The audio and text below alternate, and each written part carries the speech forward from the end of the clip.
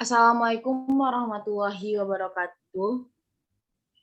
Pertama dan terutama sekali, marilah kita panjatkan puji dan syukur kepada Allah Subhanahu wa Ta'ala yang telah memberikan kita kesempatan untuk berkumpul secara virtual di room Zoom meeting pada kali ini untuk mempresentasikan hasil diskusi kita dari kelompok 3 mengenai hakikat kurikulum, di mana kelompok 3 beranggotakan saya sendiri sebagai moderator, Munawarah Tanzilah, Nindi Syakilah, Puput Winarsi, dan Hafiz Al-Mahfuz Agusti. Nah, untuk materi yang pertama itu akan dipresentasikan oleh rekan saya, Puput Winarsi. Kepada Puput Winarsi, dipersilahkan. Baik, sebelumnya terima kasih kepada moderator yang telah memberikan saya kesempatan untuk menyampaikan materi kali ini. Di sini saya, Put Winarsi, akan menjelaskan mengenai hakikat kurikulum. Menurut Kamus Besar Bahasa Indonesia, hakikat berarti intisari atau dasar, kenyataan yang sebenarnya atau sesungguhnya. Kata hakikat sendiri atau hakikat merupakan kata benda yang berasal dari bahasa Arab, yaitu dari kata al-haq. Dan dalam bahasa Indonesia, menjadi kata pokok yaitu hak yang berarti memiliki, berarti milik atau kepunyaan, kebenaran, atau yang benar-benar ada. Sedangkan secara etimologi, hakikat juga dapat diartikan sebagai sesuatu, puncak, atau sumber dari segala sesuatu. Pada dasarnya, hakikat sendiri merupakan suatu kalimat atau ungkapan yang digunakan untuk menunjukkan makna yang sebenarnya atau makna yang paling dasar dari sesuatu seperti benda, kondisi, atau pemikiran. Selain itu, hakikat dari kurikulum juga dapat diartikan sebagai kegiatan yang mencakup berbagai rencana kegiatan peserta didik, yang yang terperinci yang berupa bentuk-bentuk bahan pendidikan, saran-saran strategi, belajar mengajar, pengaturan-pengaturan program agar dapat ditetapkan dan hal-hal yang mencakup pada kegiatan yang bertujuan mencapai tujuan yang diinginkan. Selanjutnya yaitu mengenai batasan kurikulum. Di sini saya akan menjelaskan terlebih dahulu mengenai pengertian kurikulum. Dari bahasa sendiri, kurikulum merupakan kurikulum berasal dari bahasa Yunani yang berasal dari kata kurir yang artinya pelari dan kurer yang artinya tempat berpacu. Dalam perkembangan selanjutnya, pengertian kurikulum dapat dilihat secara sempit dan luas. Secara sempit, kurikulum diartikan sebagai sejumlah mata pelajaran yang harus dipelajari oleh siswa untuk memperoleh ijazah. Sementara itu, dalam pandangan yang lebih luas, kurikulum tidak hanya dibatasi pada sejumlah mata pelajaran yang lebih banyak menekankan pada isi, akan tetapi meliputi semua pengalaman belajar yang dilakukan pihak sekolah untuk mempengaruhi perkembangan pribadi siswa ke arah yang lebih positif sesuai dengan tujuan pendidikan yang diharapkan. Ada dua unsur pokok yang menjadi tekanan dari pengertian kurikulum, yaitu pertama, isi kurikulum. Isi kurikulum adalah mata pelajaran atau subject matter yang diberikan pihak sekolah dan harus ditempuh oleh setiap siswa. Yang kedua yaitu tujuan utama pendidikan atau kurikulum. Agar siswa menguasai setiap mata pelajaran yang diberikan dan akhirnya siswa tersebut berhak untuk mendapatkan sertifikat atau yang biasa disebut dengan ijazah sebagai bukti telah menyelesaikan program pendidikan atau a race course of subject matters to be mastered menurut Robert S. Zess 1976. Sampai saat ini pengertian kurikulum masih mewarnai dan pada bagian-bagian tertentu masih digunakan dalam setiap praktik pendidikan. Batasan kurikulum yang memfokuskan pada seluruh pengalaman belajar yang diperoleh oleh anak dikemukakan pula oleh Patmon Nedowo. Menurut Patmon Nedowo, pada tahun 1995, kurikulum merupakan seluruh usaha usaha atau kegiatan sekolah untuk merangsang anak supaya belajar, baik dalam maupun di luar kelas. Artinya, belajar tidak hanya dilakukan dalam kelas maupun di dalam sekolahan, namun kegiatan belajar juga dapat dilakukan di luar jam pelajaran. Lebih lanjut, ia pun memberi batasan bahwa kurikulum adalah segala pengalaman dan pengaruh yang bercorak pendidikan yang diperoleh oleh anak di sekolah. Dalam Undang-Undang Nomor 20 Tahun 2003 tentang Sistem Pendidikan Nasional dijelaskan bahwa kurikulum adalah seperangkat rencana dan pengaturan mengenai tujuan, isi, dan bahan pelajaran serta cara yang digunakan sebagai pedoman penyelenggaraan kegiatan pembelajaran untuk mencapai tujuan pendidikan tertentu menurut Bab 1 Pasal 1. Batasan yang terkandung dalam undang-undang tersebut mengartikan kurikulum sebagai suatu program atau rencana tertulis yang harus dijadikan dasar atau patokan atau standar bagi pengelolaan sistem pendidikan secara nasional. Materi selanjutnya yaitu mengenai ciri-ciri kurikulum. Ciri-ciri kurikulum yang akan saya jelaskan yaitu terdapat 5 ciri-ciri. Yang pertama yaitu kurikulum as a subject matter, yang menggambarkan kurikulum sebagai kombinasi bahan untuk membentuk kerangka isi materi atau konten yang akan diajarkan. Dalam pengertian ini, isi kurikulum merupakan salah satu dari komponen kurikulum itu sendiri. Ciri-ciri yang kedua yaitu kurikulum as experience. Experience sendiri memiliki arti yaitu pengalaman. Jadi, kurikulum as experience menggambarkan kurikulum sebagai seperangkat pengalaman yang direncanakan sedemikian rupa untuk mencapai tujuan pendidikan. Pengertian kurikulum ini juga menggambarkan pengalaman sebagai kegiatan kurikulum. Ciri-ciri yang ketiga yaitu kurikulum as attention, menyatakan kurikulum sebagai suatu rencana, mulai dari tujuan, sasaran, dan juga evaluasinya. Ini berarti juga kurikulum merupakan program yang terencana. Biasanya kurikulum merupakan program yang telah diatur oleh pemerintah dan dijalankan bagi pendidikan di suatu bangsa. Ciri-ciri yang keempat yaitu kurikulum as cultural reproduction. Ciri-ciri kurikulum as cultural reproduction itu menyiratkan bahwa kurikulum merupakan sebagai refleksi suatu budaya masyarakat tertentu. Ini memiliki pengertian bahwa kurikulum biasanya tercipta karena adanya budaya yang berkembang dalam lingkungan masyarakat tersebut. Dan ciri-ciri yang terakhir yaitu kurikulum as career, yang menekankan bahwa kapasitas individu untuk berpartisipasi dan mengkonsepkan kembali pengalaman hidup seseorang. Dalam pengertian ini, kurikulum merupakan preseptif pengalaman dan akibat terhadap kurikulum atau interpretasi terhadap pengalaman hidup. Hanya ini dapat saya jelaskan.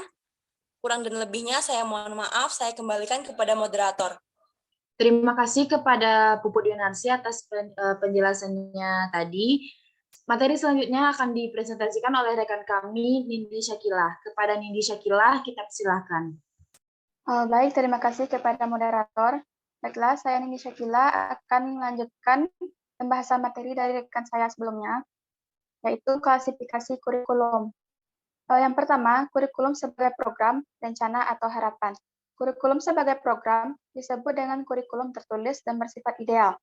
Kurikulum secara ideal memuat rencana berbagai hal dalam sistem pendidikan, terutama mengenai tujuan atau kompetensi yang diharapkan, hasil belajar, batasan isi, kegiatan, sistem penilaian, dan pengelolaan lingkungan belajar. Semua itu dituangkan dalam garis-garis besar program pembelajaran atau GBPP, silabus, skenario, persiapan pembelajaran, dan bentuk-bentuk perencanaan lainnya. Kurikulum sebagai rencana pembelajaran, artinya kurikulum direncanakan untuk mencapai tujuan pembelajaran, yang berisi pengalaman belajar terencana, dan terprogram serta hasil belajar yang terbentuk dari rekonstruksi peserta didik atas pengetahuan yang dipelajarinya. Jadi, implementasi kurikulum harus menimbulkan interaksi peserta didik dengan konten kurikulum. Hasil interaksi inilah yang membuahkan pengetahuan yang selanjutnya ditransformasi menjadi pengalaman dan kompetensi. Secara implisit, peserta didik yang memiliki kompetensi berarti mempunyai keterampilan aplikatif dalam mentransformasi konten menjadi pengetahuan, pengalaman, dan keterampilan. Yang kedua yaitu kurikulum sebagai pengalaman belajar, hasil, atau kegiatan nyata yang dilaksanakan di sekolah. Kurikulum sebagai pengalaman belajar merupakan perwujudan dari kurikulum yang direncanakan disebut dengan kurikulum aktual, yaitu kegiatan nyata pada saat terjadinya pembelajaran baik diselenggarakan di dalam maupun di luar kelas. Kurikulum sebagai pengalaman belajar mencakup pengertian bahwa kurikulum bukan hanya rancangan tertulis yang digunakan untuk membelajarkan peserta didik, melainkan termasuk implementasi di ruang kelas, di lingkungan sekolah, dan di lingkungan masyarakat, selama pengalaman itu sejalan dengan tujuan pendidikan. Dengan bekal pengalaman, peserta didik dapat melakukan hal-hal baru seperti membaca, memainkan sesuatu instrumen, bersosialisasi, bersikap positif, dan sebagainya. Dalam konteks pendidikan, kurikulum merupakan pengalaman akumulatif yang diperoleh peserta didik melalui semua kegiatan dan lingkungan belajar yang direncanakan dan diprakarsai oleh lembaga pendidikan. Orientasi pengalaman dalam konsep ini menunjukkan dinamika pengertian kurikulum dari sebagai rancangan tertulis berkembang menjadi hasil implementasi rancangan kurikulum, yaitu berupa pengalaman belajar. Di Indonesia, sudah diterapkan beberapa kurikulum yang sudah mengalami perubahan. Dan sekarang kita akan membahas 4 buah kurikulum yang diterapkan di Indonesia, yaitu yang pertama kurikulum 2013, yaitu kurikulum yang telah diterapkan oleh lembaga pendidikan sejak tahun 2013 untuk menggantikan kurikulum KTSP pada tahun 2006. Yang kedua yaitu kurikulum 2013 revisi, yaitu kurikulum 2013 yang sudah melewati proses penyempurnaan.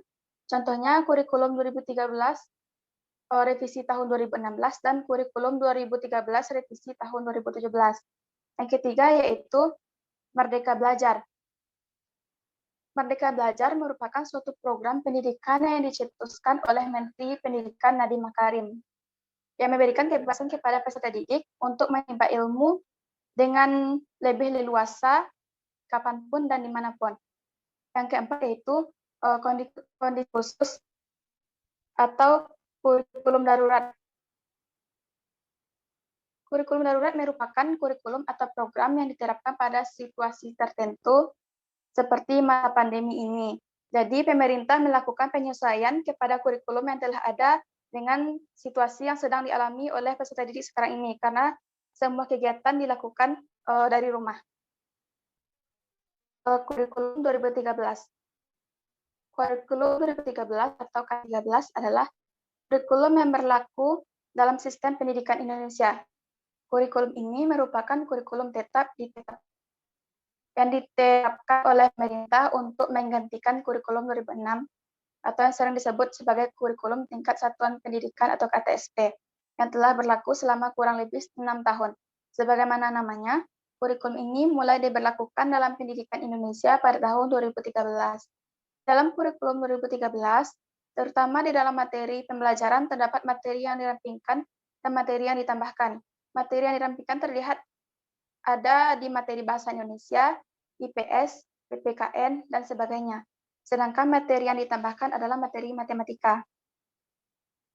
Materi pembelajaran tersebut, terutama matematika dan ilmu pengetahuan alam, disesuaikan dengan materi pembelajaran standar internasional seperti PISA dan TIMSS. Sehingga pemerintah berharap dapat menyeimbangkan pendidikan di dalam negeri dengan pendidikan di luar negeri. Kurikulum 2013 merupakan kurikulum yang berorientasi pada pengembangan pendidikan karakter.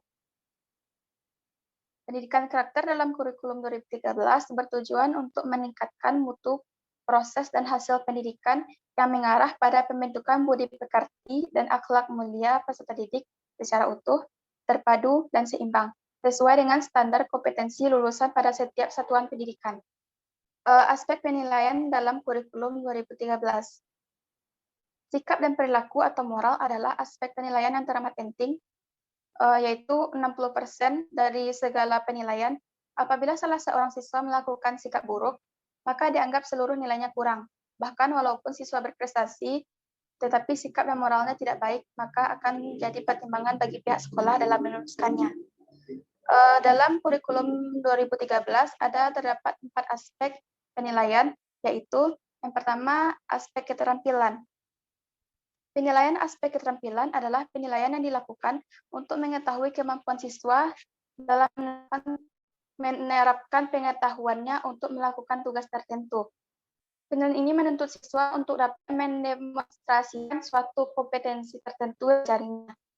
Kedua yaitu aspek pengetahuan. Penilaian aspek pengetahuan merupakan penilaian untuk mengukur kemampuan peserta didik berupa pengetahuan faktual, konseptual, prosedural, dan metakognitif, serta kecakapan berpikir. Yang ketiga yaitu aspek sosial. Penilaian pada aspek sosial adalah penilaian yang dilakukan untuk mengetahui perkembangan sikap sosial peserta didik dalam menghargai, menghayati, dan berperilaku jujur, disiplin, tanggung jawab, peduli, santun, percaya diri dalam berinteraksi dengan lingkungan sosialnya. Selanjutnya yaitu aspek spiritual. Dalam aspek spiritual, kompetensi yang akan diamati meliputi menerima, menjalankan, dan menghargai ajaran agama yang dianut oleh peserta didik. Yang kedua yaitu kurikulum 2013 revisi. Kurikulum 2013 revisi adalah perubahan yang dilakukan pada kurikulum 2013 dengan tujuan menyempurnakan kurikulum yang telah diterapkan dalam sistem pendidikan Indonesia. Kurikulum 2013 sudah beberapa kali melalui tahap revisi, antaranya revisi tahun 2016 dan revisi 2017. Dengan adanya revisi yang dilakukan terhadap kurikulum 2013, diharapkan para guru lebih mudah mengimplementasikannya. Fokus pada kurikulum 2013 revisi adalah menekankan pada pentingnya kemampuan mengingat yang dilanjutkan dengan memahami dan menerapkan, kemudian menganalisis dan akhirnya menciptakan. Dengan adanya revisi pada kurikulum 2013, diharapkan pendidikan di negara Indonesia dapat berkembang lebih baik dari penerapan kurikulum 2013 yang belum direvisi. Baiklah, sekian penjelasan materi dari saya kembalikan kepada moderator. Terima kasih penjelasannya kita ucapkan kepada Nindi Syakila. Materi selanjutnya akan dipresentasikan atau dijelaskan oleh rekan kami, Hafiz Al-Mahfuz Agusti. Kepada Hafiz, dipersilahkan. Baik, terima kasih sebelumnya kepada moderator yang telah mempersilahkan saya untuk melanjutkan serta menjelaskan materi mengenai perubahan kurikulum 2013 revisi. Perubahan kurikulum 2013 revisi yang pertama yang berbeda dari kurikulum 2013 sebelumnya adalah nama kurikulum tidak berubah menjadi kurikulum nasional, tetapi tetap kurikulum 2013 edisi revisi yang berlaku secara nasional. Seperti kita lihat pada tahun-tahun sebelumnya, ketika kurikulum 2004 berganti menjadi kurikulum 2006, maka nama dari kurikulum 2004 itu berubah menjadi kurikulum 2006 KTSP. Kemudian ketika terjadi lagi perubahan kurikulum pada tahun 2013, nama kurikulum KTSP pada tahun 2006 berganti menjadi kurikulum 2013. Namun, ketika adanya revisi terhadap kurikulum 2013 ini, namanya tidak berubah. Namanya tetap kurikulum 2013, namun ditambahkan dengan revisi. Artinya, ada perubahan terhadap kurikulum 2013 tersebut. Selanjutnya, perubahan yang kedua adalah penyederhanaan aspek penilaian siswa oleh guru. Artinya, guru lebih dimudahkan dalam menilai siswanya, karena aspek penilainya lebih disederhanakan sehingga guru lebih mudah memahami serta lebih mudah untuk melaksanakan penilaian terhadap siswanya. Kemudian, perubahan yang ketiga yaitu adalah tidak adanya pembatasan pada proses berpikir siswa. Artinya, siswa dibebaskan untuk berpikir, dibebaskan untuk berkreatif, menunjukkan bakat yang terpendam yang ada dalam dirinya. Kemudian perubahan yang keempat adalah penerapan teori jenjang 5M. Apa itu 5M? 5M itu adalah kesingkatan. Yang pertama adalah mengingat, atau dalam bahasa Inggrisnya adalah remember. Yang kedua adalah memahami, dalam bahasa Inggrisnya understand. Yang ketiga adalah mengaplikasikan atau menerapkan, yang dalam bahasa Inggrisnya adalah apply. Yang keempat adalah menganalisis, yang dalam bahasa Inggrisnya analyze. Dan yang terakhir adalah mencipta atau create. Kemudian perubahan selanjutnya adalah struktur mata pelajaran dan lama belajar. Artinya ada beberapa perubahan terhadap struktur mata pelajaran dan lama belajar di sekolah. Kemudian perubahan selanjutnya adalah menggunakan metode pembelajaran aktif. Dengan menggunakan metode pembelajaran aktif ini, akan terjadi aksi timbal balik antara guru dan siswa. Biasanya jika kita lihat pada tahun-tahun sebelumnya, pada kurikulum sebelumnya, kebiasaannya adalah guru-guru yang menjelaskan materi kepada siswa. Dan siswa hanya menerima apa yang diberikan oleh guru. Sehingga tidak terjadi proses interaksi antara guru dan siswa. Dengan adanya metode pembelajaran aktif ini, diharapkan siswa juga ikut aktif. Misalnya dalam mencari materi, memahaminya, serta melaksanakannya dalam pembelajaran. Selanjutnya, meningkatkan hubungan kompetisi inti, KI, dan kompetisi dasar. Perubahan selanjutnya pada kurikulum 2013 revisi adalah penilaian sikap KI1 dan KI2 sudah ditiadakan di setiap mata pelajaran, hanya agama dan PPKN. Namun kompetisi inti KI tetap dicantumkan dalam penulisan rencana pelaksanaan Pelanjara RPP. Sebelumnya, ini menjadi suatu permasalahan bagi setiap guru. Karena setiap guru mata pelajaran harus menilai sikap siswa, baik itu KI1 dan KI2. Sehingga karena adanya penilaian sikap ini, guru menjadi kewalahan disebabkan selain mereka menilai materi atau ujian, tes, apapun bentuknya yang diberikan oleh guru terkait materi yang diajarkan, ia juga dituntut untuk menilai sikap siswa, baik itu sikap yang terkait KI1 maupun sikap yang terkait dengan kompetisi inti 2. Akibatnya, guru tidak bisa melaksanakan penilaian secara maksimal. Akhirnya, dengan adanya kurikulum 2013 revisi, yang melakukan penilaian hanya guru agama dan guru PPKN, karena penilaian sikap KI1 dan KI2 terkait dengan religius dan sosial dari siswa tersebut.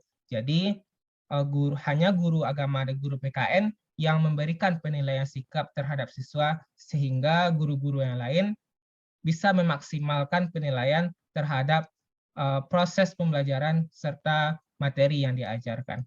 Kemudian, selanjutnya perubahan yang terjadi adalah skala penilaian menjadi 1 sampai 100. Penilaian sikap diberikan dalam bentuk predikat dan deskripsi. Maksudnya, skala penilaian kembali menjadi 1 sampai 100. Sebelumnya pada kurikulum 2013, penilaian yang dilakukan hampir sama dengan penilaian yang dilakukan oleh perguruan tinggi, yakninya skalanya adalah dari angka 1 sampai angka 4. Jadi penilaian tersebut hampir sama dengan IP atau indeks prestasi dari mahasiswa.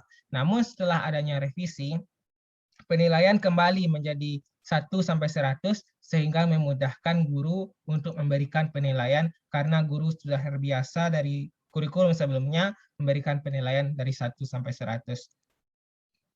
Selanjutnya, penilaian sikap diberikan dalam bentuk predikat dan deskripsi. Bentuk predikat itu misalnya bukan dalam bentuk angka, sebagaimana kurikulum sebelumnya, tetapi dalam bentuk baik, amat baik, cukup, memuaskan, dan lain-lain. Dan serta diberikan deskripsi, contohnya adalah siswa ini telah memahami materi yang telah diajarkan. Begitulah contoh deskripsi yang diberikan oleh guru. Kemudian yang terakhir adalah perubahan terhadap kurikulum 2013 edisi revisi ini adalah remedial diberikan untuk yang nilainya kurang. Namun sebelumnya siswa diberikan pembelajaran ulang. Nilai remedi inilah yang dicantumkan dalam hasil. Menurut Kurniasih dan Sani tahun 2016. Materi selanjutnya yang akan saya jelaskan yaitunya adalah Merdeka Belajar. Merdeka Belajar merupakan program kebijakan baru Kementerian Pendidikan dan Kebudayaan Republik Indonesia, Kemendikbud RI, yang dicanangkan oleh Menteri Pendidikan dan Kebudayaan RI, Kabinet Indonesia Maju, Nadiem Anwar Makarim. Merdeka Belajar ini mulai dicanangkan oleh Menteri Nadiem Anwar Makarim pada tanggal 11 Desember 2019. Kemudian dilanjutkan dengan program Merdeka Belajar Kampus Merdeka yang ditujukan untuk mahasiswa seluruh Indonesia pada tanggal 24 Januari 2020. Merdeka Belajar ini merupakan suatu gebrakan yang baru terhadap pendidikan di Indonesia. Program Merdeka Belajar ini merupakan suatu kreativitas yang dilakukan oleh generasi muda, yang mana generasi muda ini atau yang dikenal dengan generasi milenial ini diwakili oleh Mas Nadiem, panggilan dari Menteri Pendidikan kita, karena umurnya yang masih muda. Jadi pemikiran yang disampaikan oleh Nadiem Anwar Makarim beserta dengan jajarannya ini dianggap telah mewakili pemikiran generasi muda saat ini. Dengan adanya Merdeka Belajar, artinya Nadiem Makarim dan beserta jajarannya telah mewakili konsep pendidikan yang diinginkan oleh generasi muda saat ini, yakninya adalah kebebasan dan tanpa adanya keterikatan. Kalau kita bahas, Merdeka Belajar ini terdiri dari dua kata. Yang pertama adalah kata merdeka, yang kedua adalah kata belajar. Jika kita lihat, menurut Kamus Besar Bahasa Indonesia, kata merdeka ini berarti bebas dari penghambatan, penjajahan, dan sebagainya, berdiri sendiri, kemudian tidak terkena atau lepas dari tuntutan, dan tidak terikat, tidak tergantung kepada orang atau pihak tertentu. Kemudian kata belajar ini adalah artinya suatu proses yang dilakukan oleh seseorang untuk mendapatkan sesuatu seperti ilmu, pengetahuan, dan lain sebagainya, sehingga orang tersebut menjadi paham serta tahu apa yang ia pelajari. Jadi, Merdeka Belajar ini memberikan suatu kebebasan bagi siswa, bukan hanya siswa, tetapi juga mahasiswa, melalui program Merdeka Belajar Kampus Merdeka atau MBKM yang kita kenal saat ini. Artinya, siswa dan mahasiswa diberi kebebasan untuk berpikir, diberi kebebasan untuk berkreativitas, diberi kebebasan untuk menunjukkan jati dirinya, untuk memaksimalkan potensi yang ada pada dalam dirinya. Namun, tetap ada batasan di dalam Merdeka Belajar ini. Tentunya, kebebasan yang dilakukan oleh siswa ataupun mahasiswa tetap dipantau oleh guru ataupun dosen. Sehingga, jika kebebasan mutlak diberikan kepada siswa dan mahasiswa, tentunya peran guru ataupun dosen akan hilang, sehingga guru dan dosen tidak lagi menjadi sosok yang dihormati dan disegani dalam dunia pendidikan. Kemudian, konsep merdeka belajar ala Nadiem Makarim terdorong karena keinginannya menciptakan suasana yang belajar yang bahagia tanpa dibebani dengan pencapaian skor atau nilai tertentu. Sebelumnya, kurikulum yang ditetapkan di Indonesia menuntut siswa untuk mencapai suatu skor, mencapai suatu nilai tertentu. Sehingga inilah yang menjadi momok ketakutan bagi siswa ataupun mahasiswa, sehingga mereka tidak bersemangat dalam menuntut ilmu, karena mereka takut jika nilainya tidak mencapai batas ataupun mendapat nilai yang jelek, sehingga mereka dicap sebagai murid yang tidak pintar. Tentunya ini menjadi suatu hambatan bagi siswa ataupun mahasiswa dalam menuntut ilmu. Dengan lahirnya Merdeka Belajar ini menjadi suatu solusi bagi siswa dan mahasiswa agar mereka bisa mengekspresikan dirinya secara bebas tanpa takut tidak bisa mencapai skor atau nilai tertentu. Kemudian konsep Merdeka Belajar yang dirumuskan oleh Menteri kita, Mas Nadiem, menekankan pentingnya prinsip kemerdekaan pada peserta didik, sehingga pendidikan bukan hanya menuangkan air ke dalam botol, namun juga memberikan kesempatan bagi peserta didik untuk mengembangkan potensinya untuk berdiri sendiri, namun tetap dalam pantauan guru dan orang tua, agar potensi nilai dirinya tidak ke arah hal negatif. Artinya, potensi-potensi yang terpendam di dalam diri seorang siswa harus dikembangkan secara baik dan diarahkan sesuai dengan keinginan mereka. Tentunya tetap diperhatikan dalam pengawasan guru dan orang tua. Peran pendidik tidaklah menjadi manusia yang seakan mengetahui segalanya, akan tetapi pendidik berperan menjadi fasilitator bagi peserta didik dengan adanya saling menerima dan memberi pengetahuan. Dikutip dari Mu'alifah tahun 2013. Kemudian beberapa gebrakan Merdeka Belajar, yaitunya adalah konsep Merdeka Belajar. Konsep yang pertama adalah pelaksanaan USBN tahun 2020 mendatang, karena ini diterbitkan pada tahun 2019, akan dikembalikan ke pihak sekolah. Kemudian pada tahun 2021 mendatang, sistem UN akan dihapuskan. Jadi, siswa yang angkatan 2021 tidak akan melaksanakan UN. Kemudian akan diganti dengan sistem baru, yakninya asesmen kompetensi minimum dan survei karakter, yang tentunya sudah disesuaikan dengan sistem pendidikan secara internasional. Yang ketiga adalah membentuk siswa yang kompeten, cerdas untuk sumber daya manusia bangsa, dan berbudi luhur. Artinya, siswa Indonesia ataupun pelajar di seluruh Indonesia tidak hanya dituntut untuk menjadi orang yang cerdas, namun tetap menjadi orang yang berbudi luhur, mengutamakan sopan santun dan moralnya. Kemudian, moto dari Merdeka Belajar adalah Merdeka Belajar Guru Penggerak. Kemudian, kebijakan baru Kemendikbud Republik Indonesia dengan adanya program Merdeka Belajar ini ada 4. Yang pertama adalah ujian nasional atau UN akan digantikan oleh asesmen kompetensi minimum dan survei karakter. Asesmen ini meningkatkan kemampuan penalaran literasi dan numerik yang didasarkan pada praktik terbaik tes PISA. Yang mana tes PISA ini merupakan suatu penilaian asesmen yang dilakukan oleh badan internasional untuk menilai sistem pendidikan suatu negara di dunia.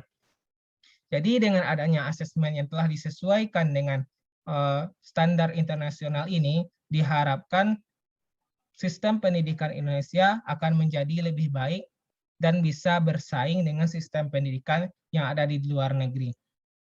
Kemudian kebijakan kedua yaitunya adalah ujian sekolah berstandar nasional atau USBN akan diserahkan ke sekolah. Menurut Kemendikbud, sekolah diberikan keleluasan dalam menentukan bentuk penilaian seperti portofolio, karya tulis, atau bentuk penugasan lainnya. Ini dikembalikan kepada pihak sekolah dan sekolah yang menentukan apa bentuk ujian USBN-nya untuk meluluskan siswa dalam menempuh pendidikan di tingkat tersebut. Kemudian, kebijakan yang ketiga adalah penyederhanaan rencana pelaksanaan pembelajaran atau RPP. Menurut Nadiem Makarim, RPP cukup dibuat satu halaman saja. Melalui penyederhanaan administrasi, diharapkan waktu guru dalam pembuatan administrasi dapat dialihkan untuk kegiatan belajar dan peningkatan kompetensi. Artinya, RPP ini tak perlu panjang-panjang, cukup singkat, padat, dan bisa dimengerti. Namun, tujuan dari pembuatan RPP itu tetap tercapai. Kemudian, kebijakan yang terakhir adalah dalam penerimaan peserta didik baru atau PPDB, sistem zonasi diperluas, yang mana sistem zonasi ini tidak termasuk daerah 3T. Bagi peserta didik yang melalui jalur afirmasi dan prestasi, diberikan kesempatan yang lebih banyak dari sistem PPDB. Tujuan dari sistem zonasi ini adalah agar siswa-siswa yang cerdas atau siswa-siswa yang berprestasi tidak menumpuk hanya di satu sekolah saja, namun tersebar secara merata di sekolah-sekolah lainnya. Jika kita lihat pada tahun-tahun sebelumnya, umumnya siswa-siswa yang berprestasi ataupun siswa-siswa yang cerdas itu, umumnya mereka masuk ke dalam satu sekolah saja, sehingga sekolah itu menjadi sekolah favorit atau sekolah unggulan, sehingga sekolah-sekolah lain yang diisi oleh siswa-siswa yang tidak diterima di dalam sekolah unggulan ini menyebabkan sekolah tersebut seakan terbelakang, tertinggal jika dibandingkan dengan sekolah unggulan tersebut. Karena itulah Kemendikbud memberikan kebijakan-kebijakan baru terkait dengan program Merdeka Belajar ini. Mungkin itulah yang dapat saya jelaskan. Saya kembalikan kepada moderator. Terima kasih kita ucapkan kepada Saudara Hafiz atas penyampaian materinya tadi. Selanjutnya mengenai kurikulum dalam kondisi khusus yang akan saya sampaikan sendiri. Kurikulum kondisi khusus dikenal juga sebagai kurikulum darurat, yang merupakan kebijakan yang dikeluarkan oleh pemerintah dalam menyesuaikan kurikulum pendidikan dengan keadaan darurat yang sedang dialami oleh negara. Salah satu kondisi khusus yang sedang melanda Indonesia saat sekarang ini yaitu pandemik COVID-19. Kementerian Pendidikan dan Kebudayaan atau Kemendikbud menerbitkan keputusan Menteri Pendidikan dan Kebudayaan Republik Indonesia nomor 719/2020 tentang pedoman pelaksanaan kurikulum pada satuan pendidikan dalam kondisi khusus. Satuan pendidikan dalam kondisi khusus dapat menggunakan kurikulum yang sesuai dengan kebutuhan pembelajaran peserta didik. Selanjutnya mengenai tujuan dari kurikulum kondisi khusus ini. Tujuan kurikulum kondisi khusus ini, yang pertama, pelaksanaan kurikulum pada kondisi khusus bertujuan untuk memberikan fleksibilitas bagi satuan pendidikan yang menentukan kurikulum sesuai atau tidaknya dengan kebutuhan pembelajaran peserta didik. Satuan pendidikan pada kondisi khusus dalam pelaksanaan pembelajaran dapat tetap mengacu pada kurikulum nasional, menggunakan kurikulum darurat, dan melakukan penyederhanaan kurikulum secara mandiri. Kurikulum darurat atau dalam kondisi khusus yang disiapkan oleh Kemendikbud merupakan penyederhanaan dari kurikulum nasional. Pada kurikulum tersebut dilakukan pengulangan kompetensi dasar untuk setiap mata pelajaran, sehingga guru dan siswa dapat berfokus pada kompetensi esensial dan kompetensi prasyarat untuk kelanjutan pembelajaran di tingkat selanjutnya. Mendikbud berharap kerjasama semua pihak dapat terus dilakukan. Orang tua diharapkan dapat aktif berpartisipasi dalam kegiatan proses belajar mengajar di rumah, dan guru dapat terus meningkatkan kapasitas untuk melakukan pembelajaran interaktif. Dan sekolah dapat memfasilitasi kegiatan belajar mengajar dengan metode yang paling tepat. Mengenai prinsip kebijakan pendidikan di masa pandemi COVID-19 ini. Akibat pandemi COVID-19 yang penyebaran cepat serta telah menyebabkan jatuhnya banyak korban jiwa, maka pemerintah mengeluarkan kebijakan pendidikan untuk memutus mata penyebaran COVID-19 ini. Salah satu kebijakan pendidikan di masa pandemi ini adalah pelaksanaan pembelajaran secara daring atau dalam jaringan. Prinsip dari kebijakan ini adalah kesehatan dan keselamatan peserta didik, pendidik, tenaga pendidik, keluarga, dan masyarakat merupakan prioritas utama dalam menetapkan kebijakan pembelajaran. Serta tumbuh kembang peserta didik dan kondisi psikososial dalam pemenuhan layanan pendidikan selama pandemi COVID-19 ini. Untuk membantu siswa yang terdampak pandemi dan berpotensi tertinggal, Mendikbud mengimbau guru untuk melakukan asesmen diagnostik. Asesmen dilakukan di semua kelas secara berkala. Nah, banyak kali kebijakan pemerintah di masa pandemi COVID-19 ini mengenai kurikulum agar bisa sesuai dengan keadaan dan kondisi negara kita pada saat sekarang ini. Seperti contohnya, Kemendikbud menyediakan modul-modul pembelajaran untuk pendidikan anak usia dini atau PAUD dan sekolah dasar atau SD yang diharapkan dapat membantu pembelajaran dari rumah dengan mencakup uraian pembelajaran berbasis aktivitas untuk guru, orang tua, dan peserta didik.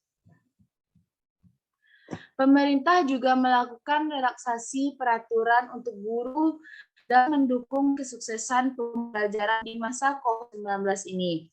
Guru lagi diharuskan untuk memenuhi beban kerja 24 jam tatap muka dalam 1 minggu, sehingga guru dapat fokus memberikan pembelajaran interaktif kepada siswa tanpa perlu mengejar pemenuhan jam. Baik, mungkin itu saja yang dapat saya sampaikan. Nah, dengan berakhirnya penyampaian materi tadi, maka berakhir pula lah forum diskusi kita dari kelompok 3 pada kali ini.